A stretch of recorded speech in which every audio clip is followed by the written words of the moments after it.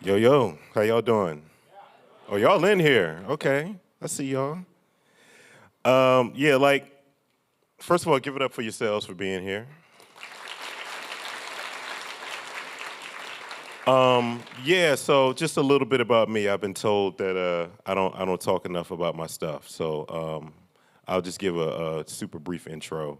But yeah, no, my name is Marcus J. Moore. I cover jazz and I cover experimental music for the New York Times. Before then, I was covering education, and I was covering crime and things of that nature. Until one day in 2010, I was covering a school board meeting. I know this is probably not the great thing to say at a school, but I was covering a school board meeting, and I literally was like, I can't do this anymore. I can't. I was like, I can't cover any more policy. I need to get out of here. But so from there, I started a website called DMV Spectrum in 2009, where I was covering music from D.C., Maryland, and Virginia. Do we have anybody from the D.C. area in here? I always got to ask. Okay, that counts. That counts. Anybody else? Virginia? Okay, what part though? Okay. No, I'm just messing. I always like to bring the DMV with me where I go. But so yeah, no, I have a book on De La Soul that's coming out. Uh, thank you. It's it's called High and Rising, and it follows the trajectory of De La Soul from when they first started recording music until current day, and it's a lot of memoir in there as well. So, the pre-order went up yesterday. So, if you feel like reading a book, hopefully I can get it in the curriculum here. But but no, I also wanted to give a proper intro to the gentleman I'm bringing up. I mean, I had the honor of writing a profile on him for Entertainment Weekly, and during our conversation, I found that we got into a lot of stuff that was even beyond music, and I've gotten to learn that like this is a very deep brother with a lot of like insight, and I always walk away from our conversations feeling like I've learned a lot more, So without further ado, the person we're all here for, please give it up for Earl Sweatshirt.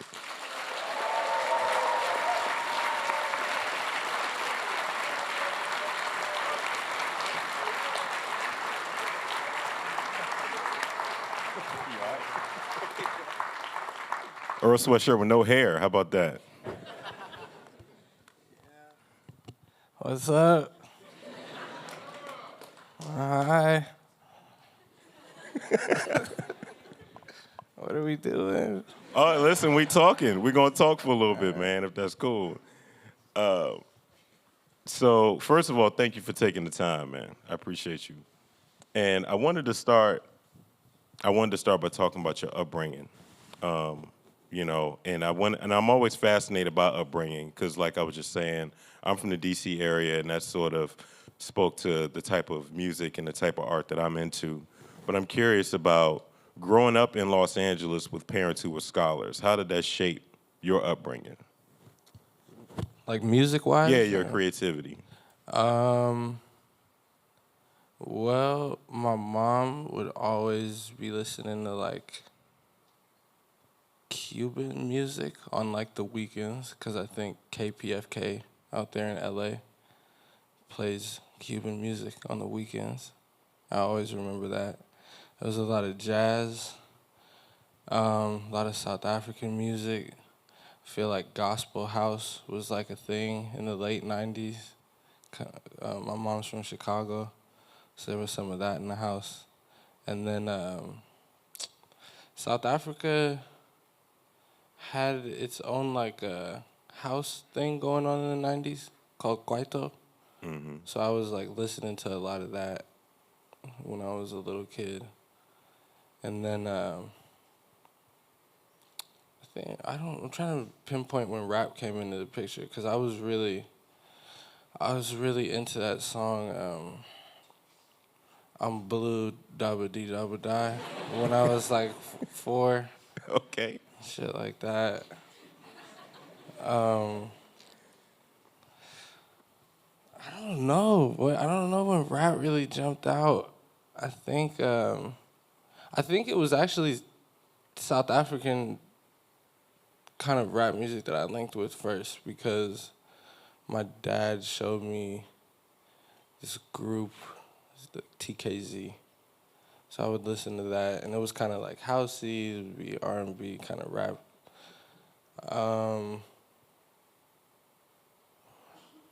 I think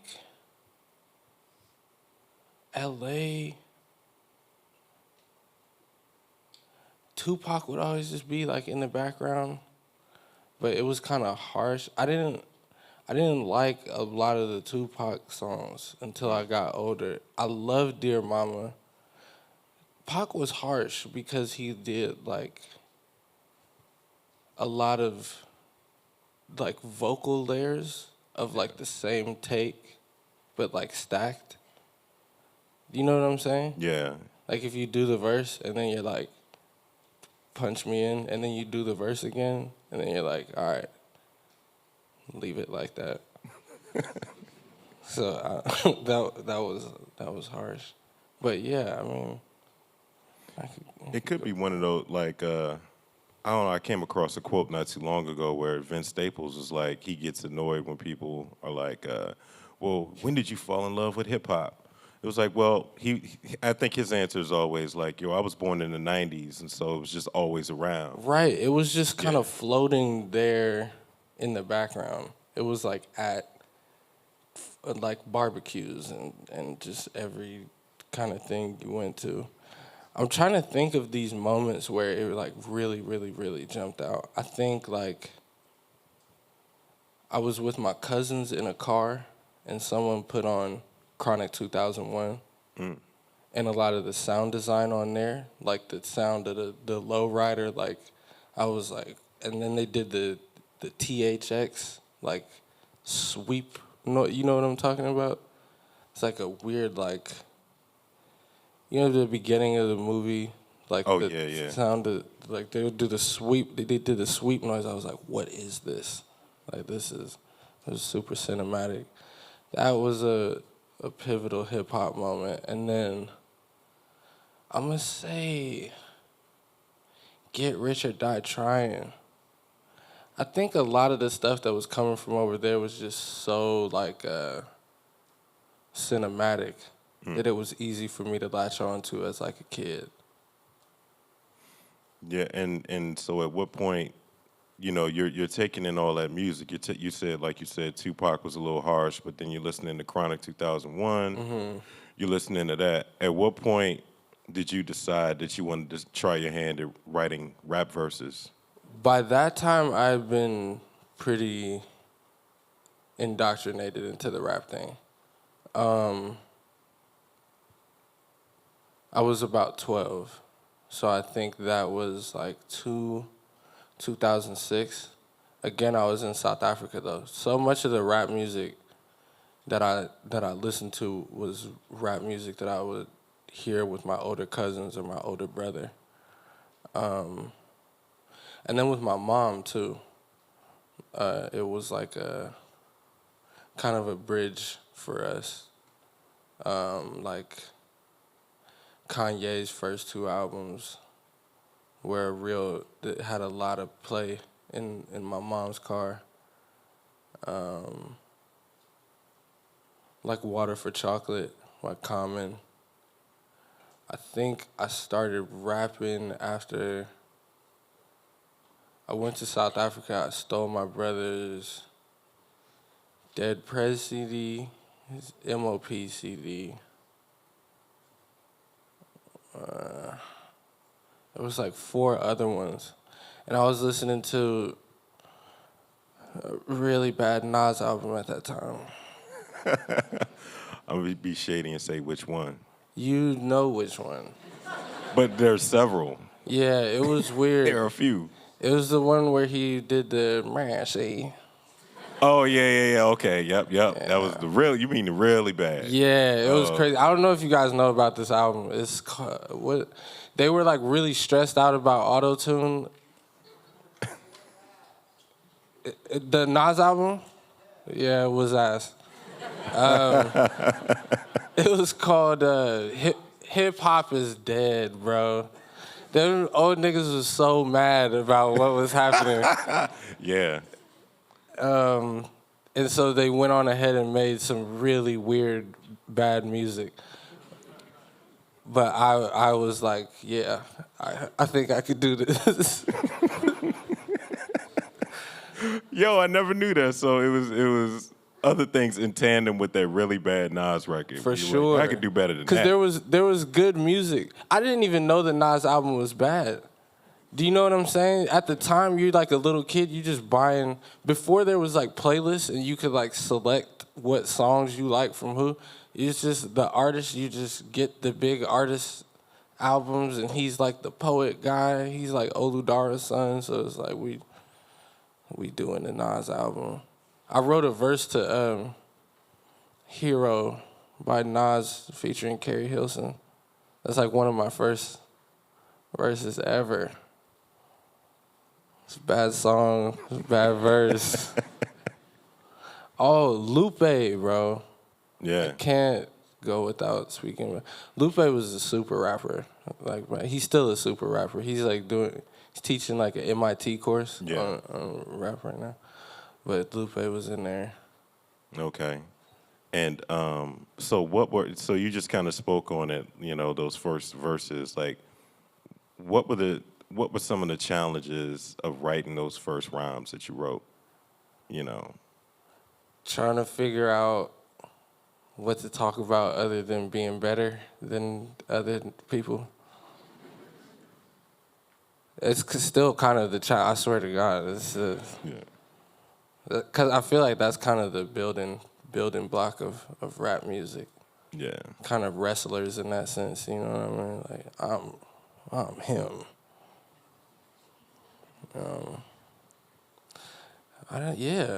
Just different ways. I guess and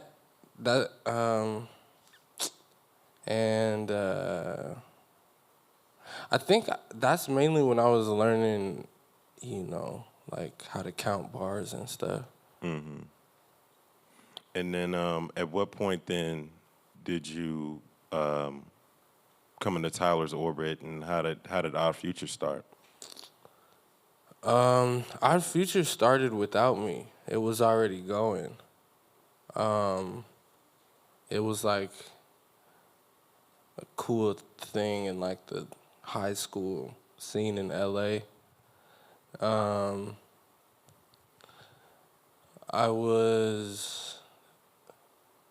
think when I found out about Odd Future, I was maybe like 13 or 14. And I was like, oh, this is the coolest shit like ever. And then Sage, Navy Blue, who was just like, if I was 13, this dude was like 11 years old. This dude was like the coolest little kid like ever. He's actually responsible for like linking me up with Tyler and everyone, because he was just kind of like already the mayor of Fairfax, and he was like 11. But he was like, I think he told Tyler he just told this story I forgot all of this, but he told Tyler, he was like, yo, check out my bro's MySpace page. MySpace page. Like, he's going really crazy. And Tyler was like, damn, this is hard. Like, you should link us. And then this 11-year-old connected like an 18-year-old and a 15-year-old. Damn, I never. Super weird. Damn, wow, Navy Blue different. I didn't know that. For real, he's a different kind of guy. yeah.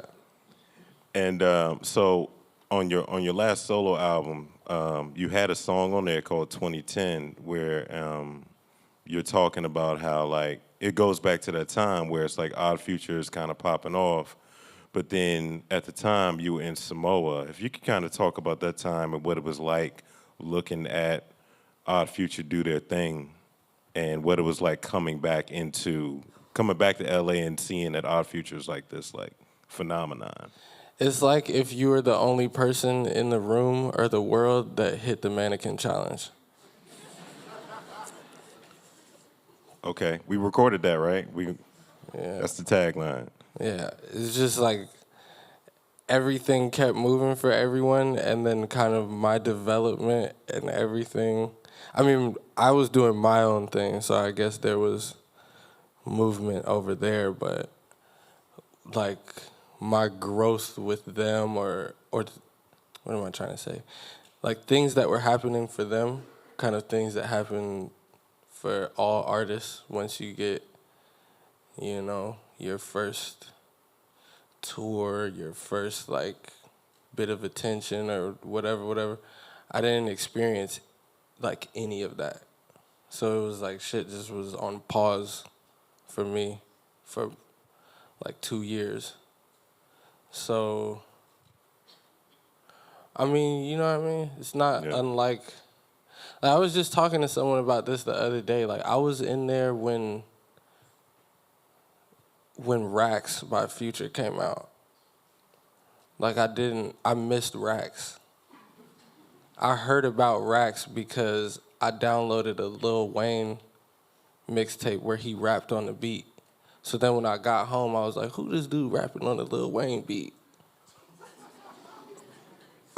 Like, you know what I mean? Yeah. It's like the dude get locked up and like, he like, damn, you got this FaceTime. I could use this FaceTime and call niggas that's not here.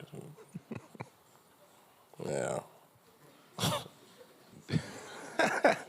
So, and when you get back, I guess, everything is happening and all of that, but like, how did you feel? And I think we've even talked about this. How did you feel about the whole Free Earl movement that was happening? Because that was a thing.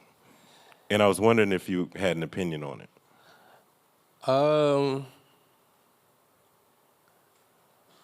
I mean, it was kind of surreal. And because I wasn't there, my reality, my day-to-day was so different. I couldn't really fathom it.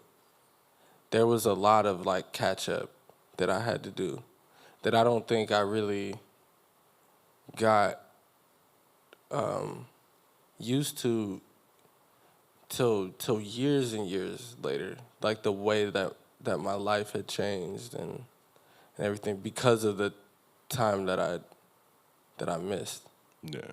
I mean, even without being sent away, it would still be like, getting famous and everything. I watch it like confuse people every day. Like I watch artists come along, people that getting attention and watch their whole framework of everything kind of get broken down.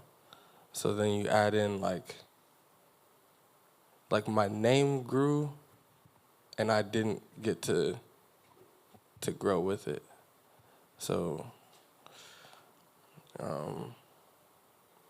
yeah. And so, also, I want to kind of indict my generation a little bit because I remember when Odd Future came out, and a lot of cats my age, quite frankly, were trying to shit on it a little bit because it wasn't Wu-Tang. Oh, this ain't Wu-Tang. This ain't Fat Joe. It's not all of that. And I think we've even kind of talked about it like behind the scenes a little bit, where it's just like, yo, I feel like you all got love, but I feel like you all should have gotten more love than you got from people my age and older. I think it was an in-house back and forth thing.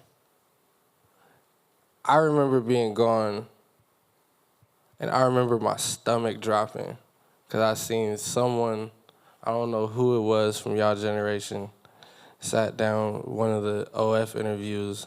They was like, y'all remind me of Wu-Tang. And this nigga Tyler was like, fuck Wu-Tang Clan, man. I was like, oh my God, like this, like we did not like get on the same page about this. Like that's crazy. Wu-Tang is for the kids. Like that's fucking out of control. And I feel like that type of thing created this like contempt. I feel like that started like a generational thing that like carried on past OF. I feel like people came along after that and was like, fuck Tupac. Like, and it just different things. You know what I mean? Like, Yeah. different angry kids would come along and be like, fuck everything that old niggas is doing. And then the pushback was old niggas being like, fuck what these young niggas doing. And it created like a really unhealthy, cross-generational thing that I think like, I don't know, everyone needs each other, man. Yeah. Young people need old people for guidance. Old people need young people for inspiration and to understand what's going on like now. And I think that I think that's still getting hashed out. I think it's better than it was for sure, but you can definitely see where people kind of turn their back on each other, like generationally. Yeah. And the thing is, like, even when I look at Odd Future, and it's like, and I was, matter of fact, I'm sorry for the name drop. I was in D.C. not too long ago. I was kicking it with Saul Williams, the poet writer Saul Williams, and unprompted, he was like, "Yo," he was talking about. He went on like a rant talking about you, like, "Yo, man, no, Earl was the dude. You know, I listen to Earl like all the time." And that kind of spawned a conversation about like, yo, if you look at Odd Future and just look at the people who came from that group, like that's a legendary group. You, the internet, Tyler, Frank Ocean. That's a crazy collective. And I just wonder, when you look back at it now, like what do you think about that moment in time when you look back and you think about your time in Odd Future? I'm super thankful for it. We had some of the natural issues that come with being, self-governed and like by like kids, but we also were taking art and music and the presentation of it really seriously. And I think a lot of that came from a lot of the vision and stuff came from, the de facto, like Tyler's been like envisioning like the totality of things for like a really long time. Like I was watching this dude be like a marketing genius before we cracked it all. You know what I mean? Like I learned how to like envision and kind of like craft an album and like a mood and moods and themes kind of like over his shoulder. And I think it did it for everyone. And just kind of more importantly than any the most important aspect I would say is like giving us like the belief that and showing us that with a collective you can really like break some shit down and kind of carve out your own space. And so that's one thing that I've tried to pass to like dudes that are younger than me, or kids that are younger than me, is like, because you see people trying to take on like a system by themselves and get ate up by it and end up being like depressed and jaded and angry. And it's like definitely the power of the collective. And also understanding that collectives dissolve and that's okay. That's like a part of nature. Like Wu-Tang. You know what I'm saying? Yeah. What was the RZA thing? He was like, y'all give me 5 years and watch. And then they did the 5 years. They all put in their time. They put in their thing. And then they went off. They all did their own things, but it's still like, grew out of that. And I think, just to circle it back to the beginning of the thing, we ended up kind of in that position where it's like we all went off to do our own things, but we kind of grew out of that. And that's the thing. I think even some of the Doris shows, Tyler would come out, right? Didn't he come out, do a couple gigs with you, a couple songs? Yeah, at the LA one. Mm-hmm. Yeah. So then, last question on that front, like, was it tough when it dissolved, or did you all see it kind of going that way anyway? I was mad as hell. I thought we was supposed to like ride off forever. I thought like everyone was supposed to have the same ideas about what we were supposed to do, which was like mine. And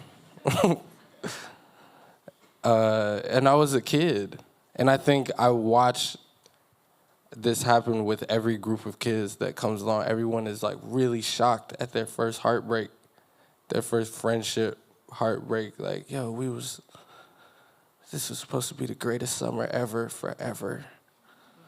And I'm like, then it's not. And you're like, what the fuck, man?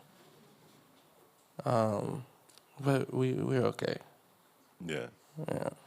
And so then that leads you to your debut album, Doris. Yeah. Yeah. So what was the creative intent around the creation of Doris? What were you trying to convey with that record? I have no idea. I had no idea what the hell I was doing. I just came home from Samoa. They was like, it's time. You got to drop your Illmatic. I was like, okay, like go to, all right, take me to the studio. I was petrified all the time. I feel like you could hear it on Doris.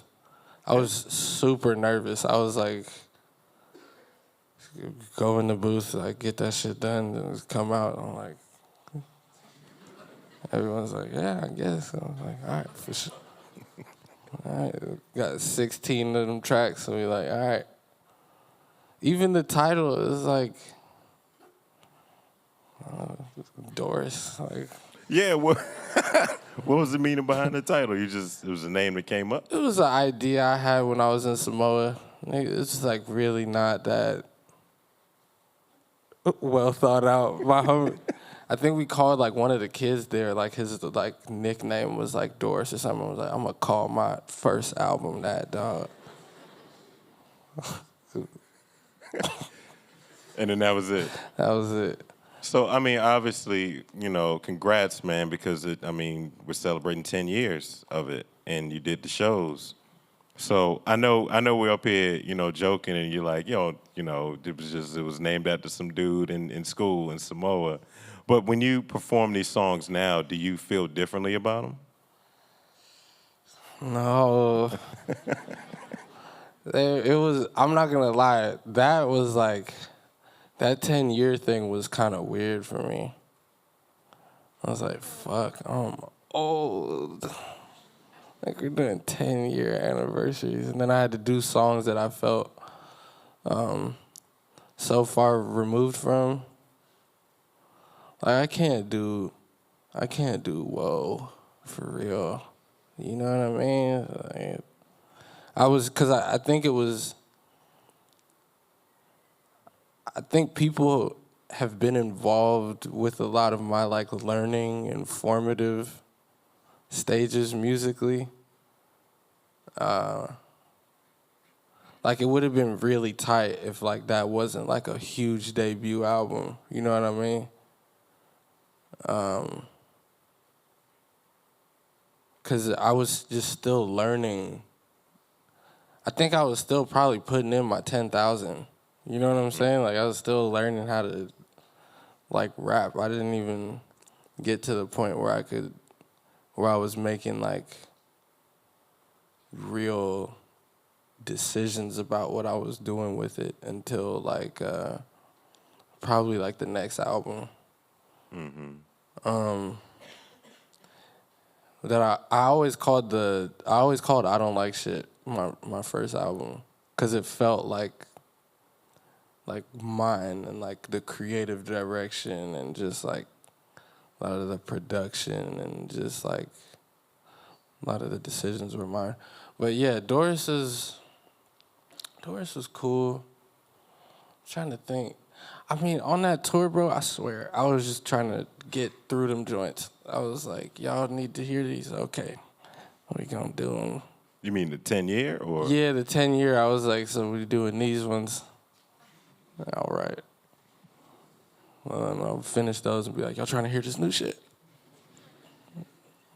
Yeah. So, were you surprised though when Doris came out too, and it was successful? Or not that you were surprised that it was successful, but that it was as big as it was when it came out. Man, I don't know. At that time, I didn't really have an idea of what it was of what it was supposed to be or what it was like gonna get. Again, everything was just super surreal for me. I was like, what is happening? Like, just trying to figure out how to not like make my face hot when people that I didn't know was looking at me and trying to talk to me and stuff. So I was just like, where are we going? Or whatever. We're just trying to buy weed or whatever. Now I gotta give you a ton of credit, man, as a person who's going through this now. Where the thing I always appreciated about the I Don't Like Shit record is that you're talking about grief in a very like clear tone, but you're also getting the emotion from it still. And as a person who's like going, I had to finish the De La book as my mom was transitioning, and quite honestly, I just don't know how you did it, man. Because I mean, it's like I'm writing about some of that in the book. I'm trying to write about it as clear as possible. Then I go back and I listen to your records, and you're just like saying it very clearly, man. So I guess I'm wondering, what did you tap into to convey grief in such like glaring tones? When I did the song Grief, I just, I was going through the friendship thing. Odd Future was disbanding. I tore my meniscus. So I was like doubly frustrated and sad. And I think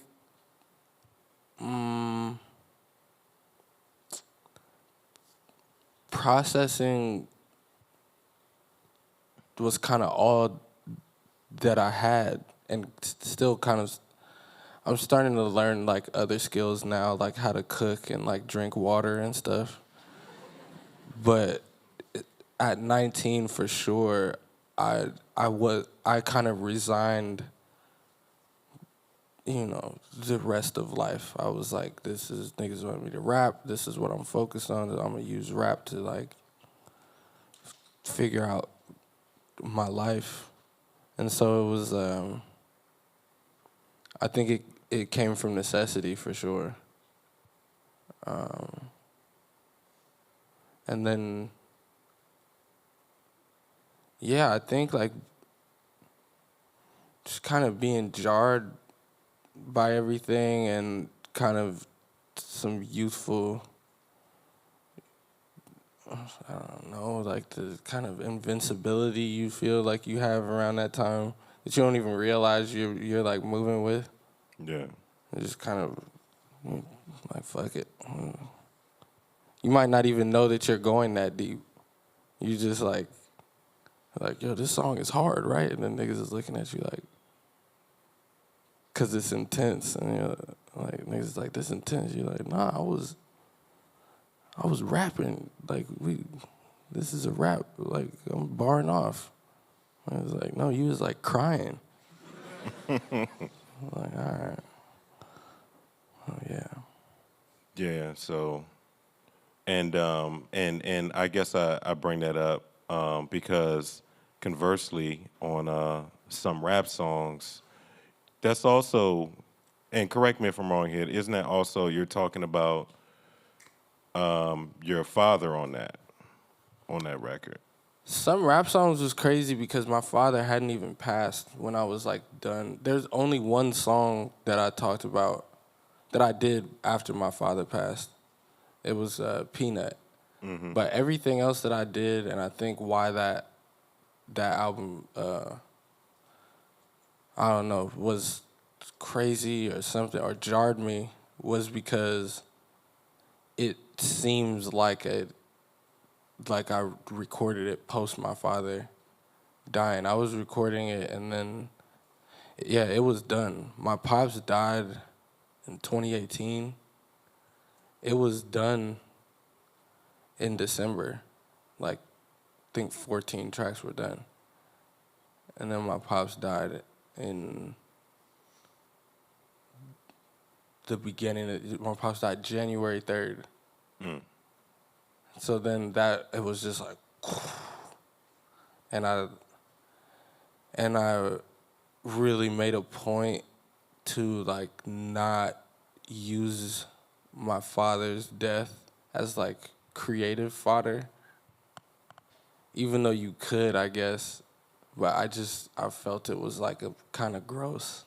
Yeah. So I was like, let me, like out of respect, I'm gonna like just grieve in real life. So then, yeah, I think we spent like the next year or like 10 months or something mixing it.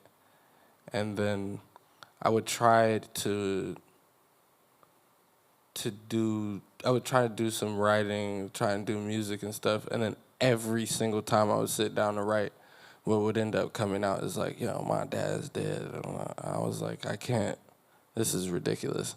So I was like, let me focus it all into one. Let me deal with it like with some honor and seriousness and intention. Yeah. Get it out for real, and then hopefully I'll be able to like move on from this subject in music. And then from I know we were talking about Doris, where you were saying how you were still just kind of learning your craft, but then the following record, I Don't Like Shit, you feel like is like your debut album, and then now we're talking about some rap songs. I'm curious about your creative evolution from I Don't Like Shit to some rap songs. How do you feel you evolved creatively during that time period and personally? So that's a two-part question. I was learning a lot more about music, like getting more hands-on with it, production-wise, and like, writing-wise. I was just learning more. I think in between there, the Solace thing I put out on YouTube, that was just us in the house, like me and my friends at the time, kind of just tinkering around. I remember my friend was showing me how to like EQ stuff. Just getting more hands-on with music, I think, is why I identified with all the music that came after Doris more. Because, like I said before, I was making real decisions. And pardon me if I missed it, but your personal evolution. Personal evolution, I think it was the same. The kind of group, the cushion of Odd Future had like disbanded. So even as an identity, like that kind of disbanded. So I kind of was just with my friends, like, yeah, this is what we doing over here, and just like figuring out what that looked like, and like dressed like, and what, you know what I mean, the what's the word I'm looking for, like the the aesthetics of that were, and yeah, just new ethos and Yeah, and I know the album Sick was created under some sort of like, I guess I don't know, different circumstances. Like I know it was that would we I remember when we spoke about that, and that's when you were that's when I think you gave up alcohol and such and such. And I'm wondering, like, first of all, you can just kind of tell us the creative impetus for people who don't know the creative impetus behind Sick, the creation of that album, because that also came out during COVID, so it was a double meaning. I was working on another album that I actually finished like 20 tracks for. That was called The People Could Fly. And it was this book, the title was based on this book of short stories I used to read when I was a little kid. And then I lost that laptop. And it was like, fuck. And kind of looked at it as a sign. I don't know, cause I was like, all right, if I'm trying to like push this message, but that's like not where I'm at in my life. That's why that album is not. That's why that baby didn't choose me. You know what I'm saying? Yeah. So I was like, what are we really on for real? Like when I look around in my life, what are we doing for real? It's like niggas is on a sick one. So it was more appropriate for where I was like actually at the time. And I had like stopped drinking, but I stopped drinking for like 5 months. But that time was definitely marked by like, for sure, freaking out and like kind of like a huge bender. So it was, this was moving crazy. Yeah. And so fatherhood, how has fatherhood changed how you work and create? Well, fatherhood has made me have to love myself so that I can love my child. And that has changed my entire process in life. Like who I'm around, my day to day. It took a minute to transition because I had been used to just, like I said, I had kind of resigned all the other aspects of life and was just like, I just smoke weed and do music. Like, leave me alone. And so then once the kid was in the picture, I'm like, oh my God, I have to stop just only smoking weed and doing music. And I really didn't know what to do. But yeah, how it's changed work, I'm much more like effective. My process isn't as like effective is crazy. As I'm less ambling, like with my process. Like I don't open beats unless I'm gonna write to them and like finish the song. Like this is efficacious or something. I'm more direct like to it. Yeah. Cause I don't have time like that. That's really all it is, right? Yeah. And so a thing I appreciate about what you do is that, and how you sort of govern your career is that, like, look, Odd Future was a super famous collective, is a super famous collective, and I've seen the interaction Like whenever you know, release an album or just do anything publicly, like you have like legit hardcore fans. But the thing I also appreciate is that you're that person, but then you'll pop up with Mike. You'll have Arm& and Hammer on your record. You're on a Quelle Chris record. And so, you know, obviously they're super dope, but they're not. I don't think anybody would constitute them as like uber famous. But I guess I'm curious as to like, you know, why did you decide to go that route when you could have easily went the other route if you wanted to? The other thing isn't sustainable. It's not like, and it's not where real innovation is happening at. Everyone that might have more fame, they're pretty panicked, bro. They're looking, I don't know if you can see that they like, I don't know if you think about it visually, the higher you go up on a hill or a mountain, the less space there is. So dudes is like up like really high and trying to pull people from below them into their space so that they can keep creating. Otherwise, it's like a snake eating its tail. It's just you rapping at a mirror or with other dudes that live at the top of hills that fame doesn't equate to like the best, you know what I mean, to skill. Yeah.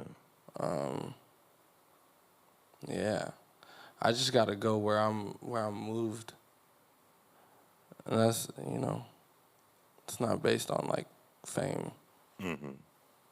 Well, also, man, look, I'm gonna give you your flowers too. Where it's just like I feel like you know you obviously you're still young, you're still creating, of course, but I feel like and obviously correct me if I'm wrong, but I feel like a lot of the people who we shout out, like the Mikes and the people I talk to, you know, Mike and Pink Sifu and people like that, it's like they're influenced by you, by what you did and what you're doing. So I guess I just want to ask, like, do you see that, or do you even pay attention to that, or do you just see it as like contemporary work? I think contemporary work, that makes me think of some interview or the stuff you would read about, like when Dilla and Madlib were like hearing each other, and I think there's some quote that I'm paraphrasing, but they were like, it was like he was talking to me. Like, you know, if you feel like someone's work like really speaks to you, that's like a two-way street. You know what I mean? If my work came along and like awakened something in somebody that made them want to do something, and it was like, oh, I can speak in this language right here, and then let me build on it, and then it comes back to me, and I'm like, oh, I see what you did with that. It's like, oh, okay. Then it becomes like a, you know, the conversational back and forth, and so it's symbiotic. Yeah. And so, show of hands, we have how many people want to be musicians or are musicians? Okay. So then, obviously, because this is a music industry summit, I want you all to get something out of it as well. And from your perspective, though, what would you tell an up and coming musician who's looking to quote unquote make it in the industry? Like, what kind of advice? Well, you got to figure out who you are, because without an identity, you won't have a clear goal. Once you have the identity, you'll find birds of that feather, and then you can flock together. Because it's easier with people than without people. What's the one adage? Is like, if you want to go fast, go alone. If you want to go far, you got to click up. Yeah, man, just figure out who you are and keep your heart open. like I said, when you figure out who you are, then you'll know what you want. And it's okay to want different things, you know what I mean? I'm an advocate for, like, if you're a superstar, dude, go do that shit. If you have, like, the fortitude, the mental fortitude to, like, handle some of what comes with that, go do that. But I think music is, like, it's a job, like, you know, like being a doctor is a job. There's no, I mean, I guess there's some superstar doctors like Dr. Miami and shit, but there's just doctors and they take care of people, you know what I mean? And I think music is the same thing, bro. It's, we take care of ourselves with it, and so we take care of people with it. So it should be able to support you. It should be able to give you what you need. And I think if you take care of it, you take care of yourself, you take care of the people around you, it'll treat you good. If you try and pimp it, you gonna hoe yourself. And I've seen that happen to a lot of people. People take their ability and try and bleed it, and it just ends up making you, the person that's doing that, look pretty crazy. But yeah, man, I think it comes back to like love. If you love it, if you love yourself, you showing love to it, showing love to people around you, I think you're gonna be okay. Yeah.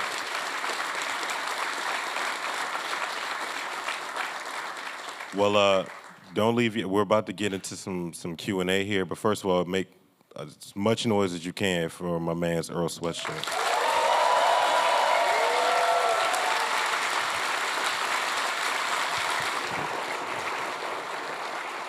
And now we got a few questions from the crowd. So, and apologies in advance if I mess up your name. Please don't beat me up outside. Okay, so first question is from Lucian Furio. Did I mess that up?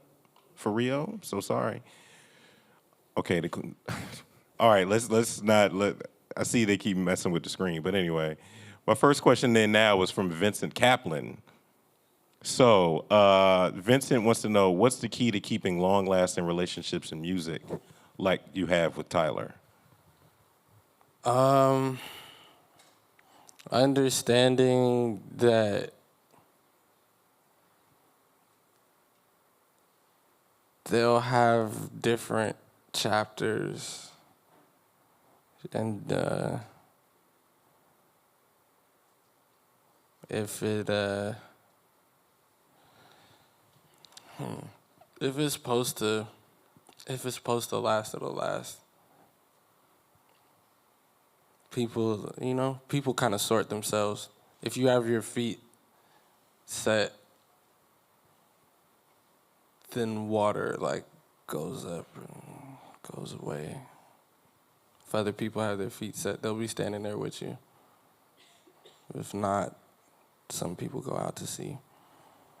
I don't know, man. I feel like the same thing I just said, just love. And understanding that love is not about ownership. You know what I mean? Love is just love. All right. And another question. Do you think you'll return to making a fully self-produced album again like I Don't Make Shit? Yes. Yeah, I think usually every step is kind of dictated by the last one. So if I've been doing something for a long time, then I gotta do something else. You know, that was like a self-produced window. Like I Don't Like Shit, Solace, some rap songs. That was like, I don't know, like 4 years of like just having my hands on my own music. That became exhausting after a certain point. So then it was like, all right, on Sick, let me just get some beats and go back to focusing on just rapping because there's people that are putting all their time into production. And then I did the thing with Al. It's like who puts all his time into production. And so, yeah, now I'm back. I got some beats I like and shit. My heart was broken after I lost my computer, man. That's what I didn't say about the advice, bro. Back your shit up, bro. This is terrible. But yeah. What song are you most proud of?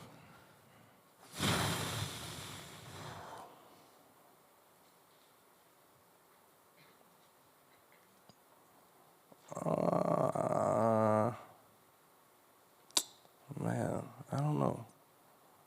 That's a really difficult one. Probably something that hasn't come out yet. Songs that are out that I'm proud of.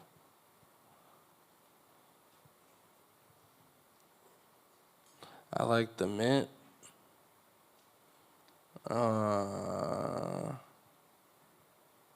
What else do I like? I like Eclipse. Eclipse is a song that I'm really proud of. I feel like that's a unique, I don't know. It feels like an individual. I feel like that sounds like me. I'm really proud of it. And so another question, so when you're looking through beats from a producer, what factors make you really want to pick one to use? If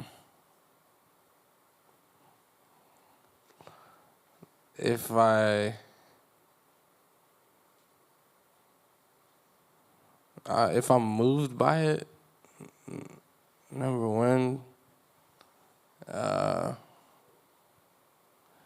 yeah, if it's good.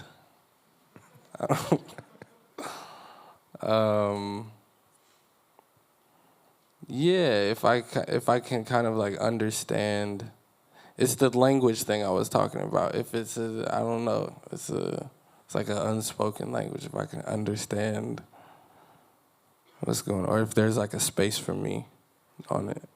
Mm-hmm. Some dudes will send you the greatest beat ever, and there's no space for you on it. You know, like a really beautiful piece of music that's finished.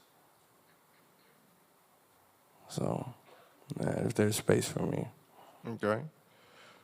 How have you developed ways to keep good mental health while growing bigger as an artist? Trial and failure. Like, I don't know. I was pretty washed until like recently. It's really fucked up. Like if you do the real deal thing, like a tour is not a real life thing.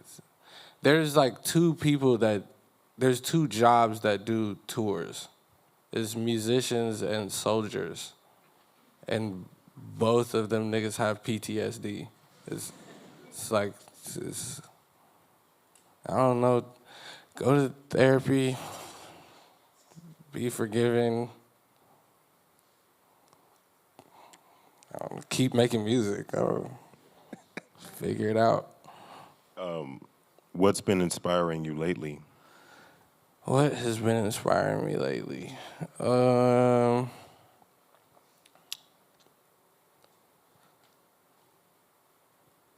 Food, exercising. I'm really fucking with stuff from real life right now. Music-wise, what has been inspiring me?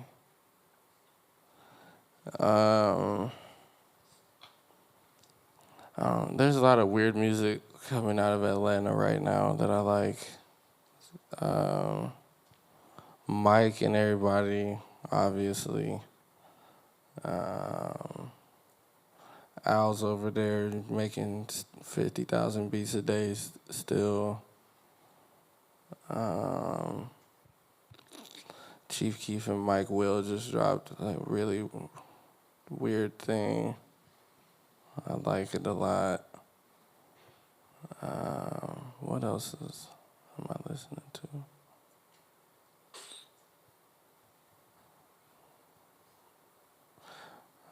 My friends are all like doing a lot of like. My friends are all DJs in LA. They're all listening. They're all playing like a lot of drum and bass all the time and shit now. It's fun. I don't know, man. All the same stuff. Music, man. Just going crazy. There's so much music. Now here's a fun one. What was the inspiration for the Some Rap Songs album cover? What was that again? Oh, yeah. That was it, man. That felt like that time, man. It felt like it captured. That was from a video of me and Sage like freestyling really nastily at each other, and it was like a screen grab from it, and I feel like it captured. Like I was smiling, but because of the blur, it was like scary a little bit, and I felt like pretty accurate. Okay. Got a few more questions for you, bro. Okay, people get into music. Well, no, let me take the last half of that. How do you distinguish between trying to be like your heroes and trying to sound like yourself? Trying to be like who? Your heroes. Oh, I think that's what happens when you're still learning. Like you're still figuring it out, so you're still emulating the best. You know what I mean? Like they say, Anthony Edwards hoops like Michael Jordan. That don't make him not the rawest nigga in the league right now. You know what I'm saying? So yeah, you figure out your. It comes with time. It comes with figuring out who you are. Yeah, I think it takes some time, or you're just like weird and you're just prodigal and you've just like had your own thing since you were 12 because you're weird and you're just gonna be fine. I don't know. That's not my experience. Well, to that end, what was your I made it moment? Oh, my I made it moment.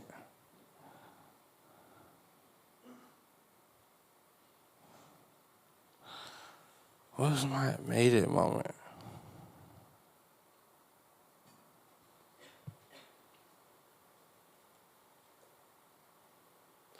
I think once I stopped feeling like,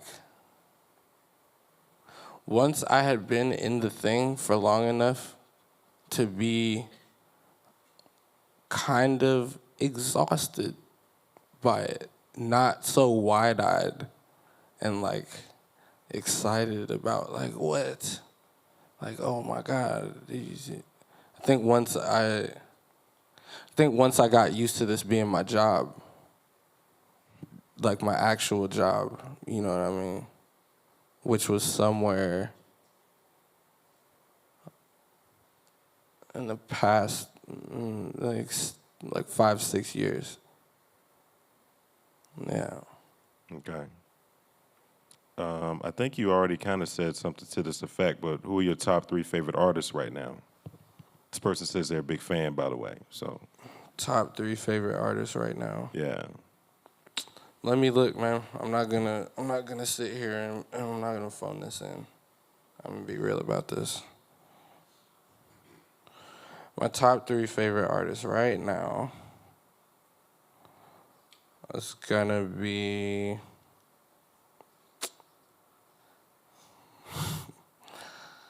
I really like Upbringing, man. That dude's, he's like a really good person. I like Upbringing. This dude from LA named Cletus Strap, who's hilarious. I think y'all should listen to him. And then it's a dude from Atlanta. Mike Shab is really good. I don't know if y'all know who Mike Shab is. He's from Montreal. He makes good music. V's is like really good at rapping. Mike always was. They're over there doing some crazy things right now. Woods and them. Oh, the Cavalier album that's about to come out. Oh yeah, that joint is crazy. Sounding really, really, really good. That guy's like an excellent, excellent rapper. I already like blew past 3. And I'm just really sitting here trying not to say Future, bro. Future is... Yeah, if you know, you know, man. That's not even... I'll just, I'll ask a couple more then. So, yeah, we didn't talk about this record, but what was it like working with someone like them Alchemist on a full-length project? And how does that differ from doing a solo project? He had to like sneak that up on me. I'm one of the most like skittish people like ever. I don't like the moment that I feel like it's like, yo, we working on an album, then I'll just like go do like anything else. I would like pull up like weird funny videos on YouTube or something. He had to like, yeah, we had to sneak that. Meaning just like we'll sit there, we'll do the whatever, watch the funny shit on YouTube, and then be sitting there for long enough. Then eventually like a song comes, and then we look up. We looked up after a while. It was like, oh, there's 12 songs. All right, like we got them. So it was easy, man, because Al gave me and gives me, you know, space to... A lot of producers be hella mad, bro, if you, like, don't have that shit done. If niggas play you a beat. I'll take a long time to write a song, man. Dudes will get frustrated. But Al's not tripping. Al will go, you know what I mean, take one shoe off, take a nap, let me rock out. You said he'll take one shoe off. Ask him. This is a real life thing. It's like a position he's assuming pretty regularly. Okay, He's the hardest working dude ever. I'm definitely gonna ask him. That's funny. One more question for you, bro. What lessons have you learned from going on a headlining tour? Don't pack a lot of clothes. Pick one outfit and you just a cartoon character for that tour. You in the one fit. Make sure it looks good so it looks like you put some shit on every day. Swap. Put socks and drawers and stuff. Put it on your rider. They will bring it to you. I'm just, all right. You go on the tour, you'll see. What else? I don't know, man. Go to sleep sometimes.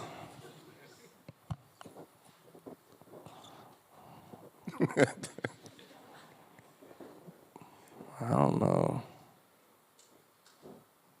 Just chill out. It's crazy. It's legitimately crazy. It's not real. How tour works is you wake up, you can't go to the bathroom because you're on a bus, which is a crazy way to start the day. You went to bed at 5 or 6 or 7 a.m. You're waking up in a place that you've never been. It's 3 p.m. You feel hella weird. You go outside and breathe for 2 seconds, then someone tells you it's time for sound check. Then you go do the sound check, then you don't leave the weird venue until you work. By the time you work, you leave, all the restaurants is closed. So then you become a weird werewolf until 7 a.m., and then you go to sleep, and then you wake up, and then you can't shit, and then you go breathe, and you go to sound check. I'm telling you, it's weird, man. Get them socks. Well, on that note, make some noise one more time for Earl Sweatshirt, please.